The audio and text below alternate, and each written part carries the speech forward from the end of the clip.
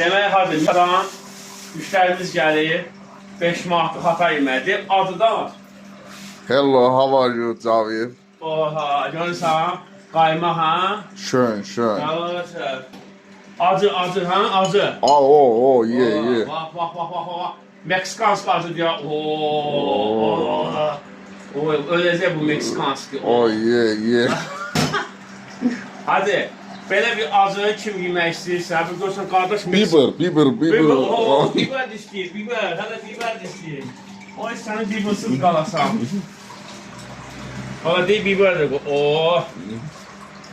Bu yeyə biləcək, bu yekim görəsən. Bizim dildə də bilinir, ha. Yes, ha? Narşa. Naşara? Aha. Bu öyləsən sən bizim dildə hardır gəlsən? So? Oh, yeah. Okay. Hoppa. Bir dəfə vurun bununla, ha? Yeah, no. Yeah. Hoppa. Öyləcək bu yetir. Mədəsi getdi bunu. So, kim yeyə bilər bunu?